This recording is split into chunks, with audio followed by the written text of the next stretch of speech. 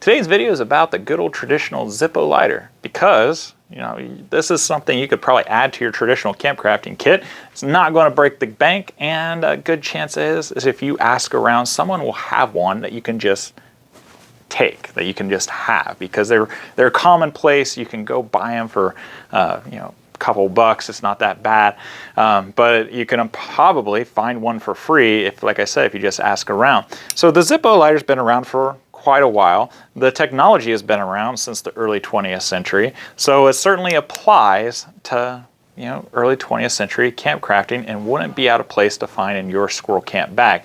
Now, all of us should have three methods of creating a fire, right? Flint and steel and friction fire really should be your last resort. Having an open flame is going to be the best option, especially in a survival situation, but just a comfort situation. Having something that can immediately light and give you that glow of comfort, that heat, a method of starting fire, lighting your stove or something like that is just going to make your day that much better. Now, of course, with Zippo lighters, it's going to be a little bit of maintenance, and today we're going to talk about that maintenance and some things that you may have not realized. Now, a lot of my viewers here, the Zippo lighter is pretty commonplace. Don't log off yet, because I'm going to discuss a couple other items that you can add to your kit that you also probably have in a drawer somewhere, or again, you might be able to ask somebody, that would outfit your traditional camp crafting gear. But I'm going to say that so after I discuss, you know, the main topic, okay? So hold on or fast forward and skip through it, but let's talk about the Zippo lighter. Now, the Zippo lighter got a lot of fame during World War II.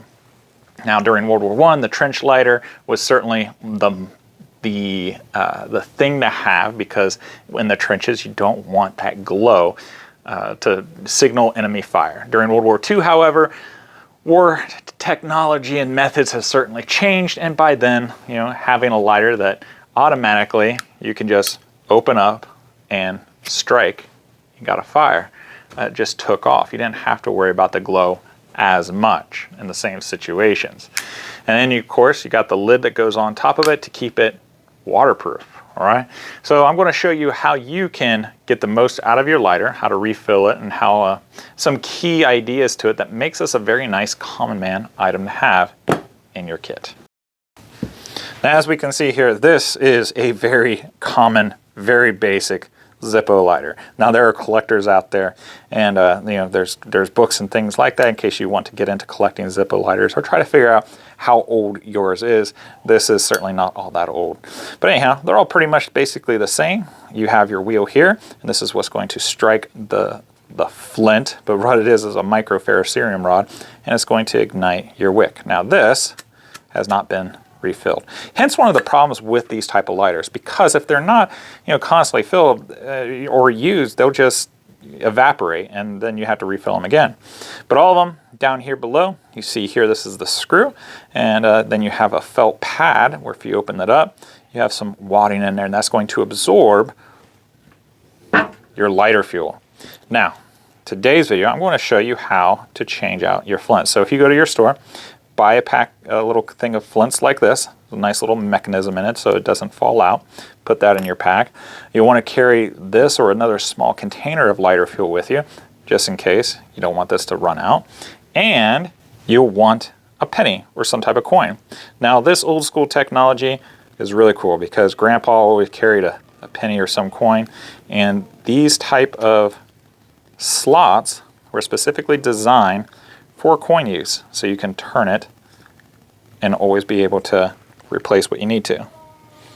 Now, once you get it so far up, there's a little grip here, so you can unscrew it with your fingers. Doing that releases the spring, and this is where you drop your flint. Once you have your couple flints in there, sometimes you can fit two, sometimes you can only fit one. You put your spring back in there, like so. Grab your coin, tighten it down really good. All right, now open up this felt pad and fill it up.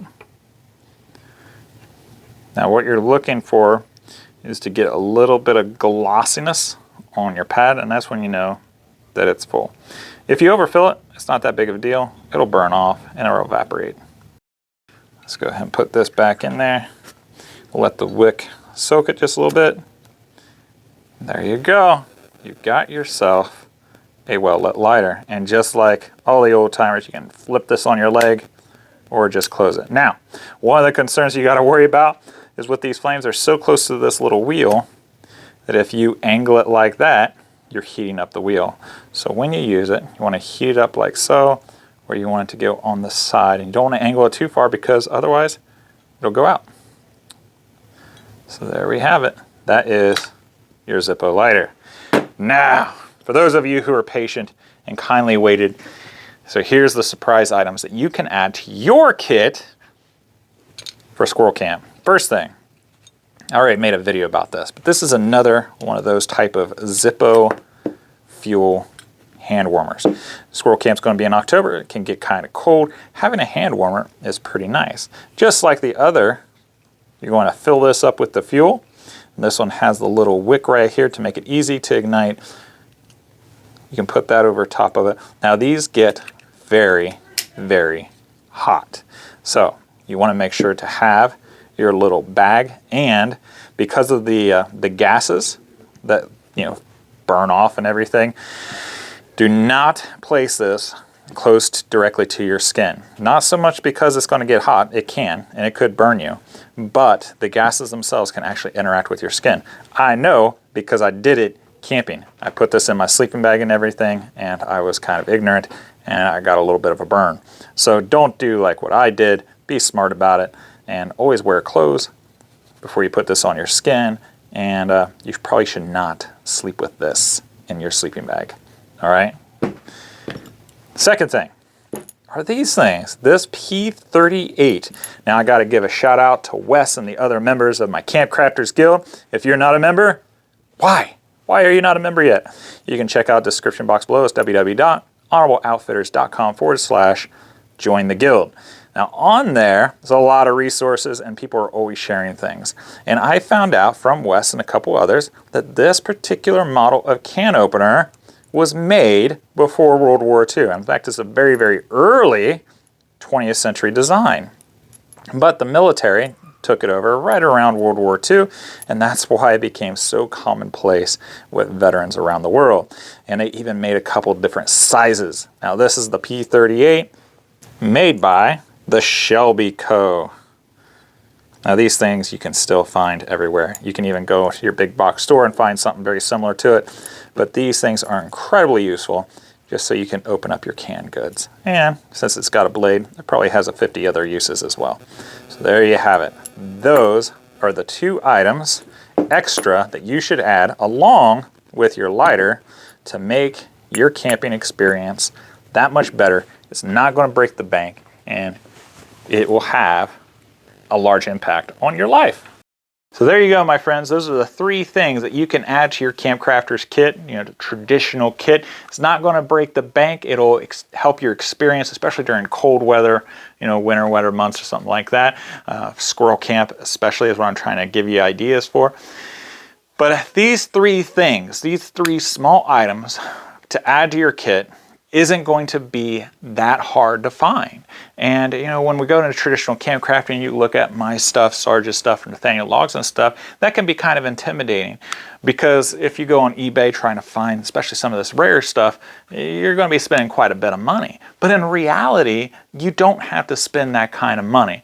These are various items that we've collected over periods of time just to give you an idea of some of the really cool stuff that was available. But honestly, the average person had, well, average things, and they were made in the thousands. So it's not that hard to outfit yourself for a traditional camping experience. That way you can tie yourself to history a little bit and have a little bit of fun doing it. And it's very utilitarian. You can still use it today. And if it gets damaged or something, damaging something like this, a P38, an Aladdin hand warmer, or a Zippo, that's not going to be that big of a deal. All right, it's not going to hurt a whole lot. But you should have a method of creating some type of open flame for comfort, for ease, and everything else, just to make your experience better. If you like making fire by Flint and Steel and friction fire, that's great. That's an awesome skill you should certainly develop if you can or have the time or have the desire. But, you know, having a rope lighter that is just some cotton that's already been pre-burned, ferrocerium rod, rope, that is also Flint and Steel. Easy peasy, lemon squeezy, and it's not going to be all that bad to do. All right, now, I hope to see you guys at my first inaugural squirrel camp down at Dave Canterbury's Pathfinder School property in southeastern Ohio. We're limiting it to 20 people. So if you are interested, check out the link below. You can sign in. It's going to cost you $1. You have to submit a picture of you and your kit and everything to be permitted and all that. You're going to be given a space in the Camp Crafters Guild. That way you can share, you know, hype each other up and everything, and it'll be a great time. It'll be an awesome time. There's some pretty big personalities that's attending the squirrel camp. So if you're ever interested in seeing some of these big personalities, then this would be a cool opportunity for you to do it. Now, that being said, you can also join the Camp Crafters Guild, because if it wasn't for Wes and many members of the Camp Crafters Guild, I would not have learned so much about such a common item like the P38. And we have Dave Westcott, who is the author of Traditional Camping. He literally wrote the book, compiled a bunch of sources and everything just to get people like me and you kind of interested in the traditional camp crafting skills, techniques, and culture, if you will. He's going to be on the Camp Crafters Guild this Wednesday for a roundtable discussion. It's exclusive. It's not going to be on YouTube. It is exclusive to the Camp Crafters Guild. So he'll be on there sharing his experiences, giving us the space and time to ask him questions, pick his brain. He is also the owner, operator of the well-known, famous, world-renowned Rabbit Stick, which is an event that is out in the West. I hope to make it someday. It's certainly on my bucket list. But Dave Westcott, a huge personality in traditional camp crafting, he's going to be on Wednesday at 8:15 p.m. Eastern Standard Time. So, or Eastern EDT, Eastern, anyhow, you get the idea. Ohio time, if that helps clear it up. So I hope to see you on there. I hope to see you at our Camp Crafters Guild squirrel hunt. And if nothing else, I hope to see you guys next week. If you're interested in seeing more videos about how to outfit yourself in a traditional camp crafting way, check out this playlist. Give a kiss note to your loved ones, and I will see you guys next time. Take care.